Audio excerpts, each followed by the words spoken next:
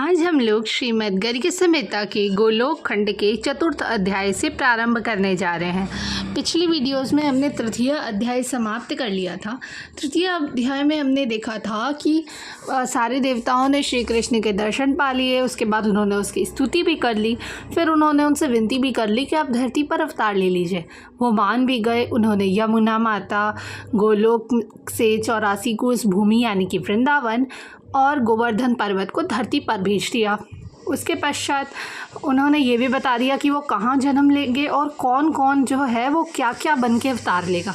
जिसके पश्चात चतुर्थ अध्याय नंद आदि के लक्षण, गोपी योग का परिचय, श्रुति आदि के गोपी भाव की प्राप्ति में करणभूत पूर्व प्राप्त वरदानों का वर्णन। श्री भगवान उवाच नंदोपनंद भवने श्रीधामा सुबलः सखा स्तोक कृष्णोर्जुनोन्शुश्च नवनंद गृहे विधे विशालर्षभ तेजस्वी देवप्रस्थ वरूपथपः भविष्यन्ति सखायों में व्रजे षड वृषभानुषु। श्री भगवान ने कहा, ब्राह्मण सुबल और श्रीधामा नाम के मेरे सखा नंद तथा उपनंद के घर में जन्म धारण करेंगे। इसी प्रकार और भी मेरे सखा हैं जिनके नाम स्तोत, कृष्ण, अर्जुन एवं अंशु आदि हैं। वे सभी 9 नंदों के यहाँ प्रकट होंगे। व्रजमंडल में 6 वृषभानु हैं। उनके घर में विशाल वृषभ, तेजस्वी देवप्रस्थ और वरुथप नाम के मेरे सखा अवतीर्ण होंगे। उन्होंने यहाँ पर बताया है कि ब्रज में 9 नंद और 6 वृषभानु होंगे।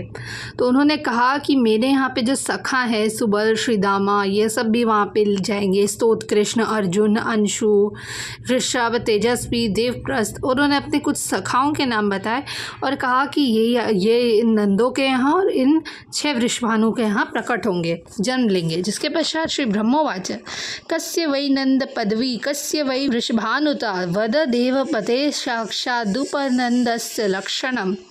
श्री ब्रह्मा जी पूछे, देवेश्वर, किसे नंद कहा जाता है और किसे उपनंद तथा वृषभानु के क्या लक्षण हैं?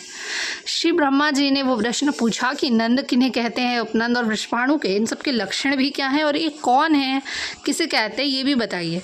जिसके पश्चात श्री भगवान उवाच गाः पालयन्ति घोषेषु सदा गोवृत्त यो अनिशम ते गोपाला मया प्रोक्तास्तेषां त्वं लक्षणं शृणु।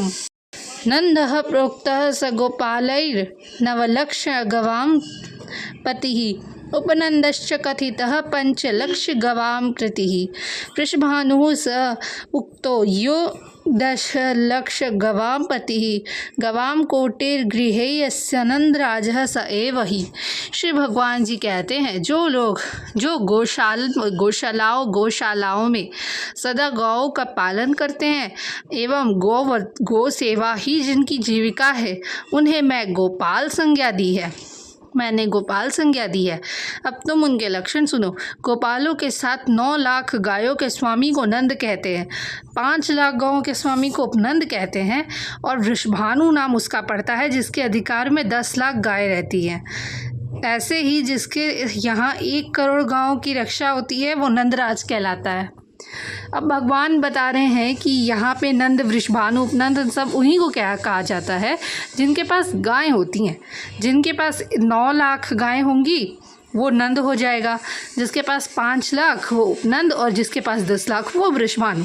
जिसके अधिकार में 1 करोड़ गाय होंगी वो नंदराज होंगे। और ये सब कौन है? गोपाल हैं, यानी कि इनके लिए गौओं का सेवन ही इनका जीविका है। धन्यवाद। आज के लिए बस इतना ही। हम लोग आगे के श्लोक अगली वीडियो में करेंगे। तब तक के लिए जय श्री राधे कृष्ण।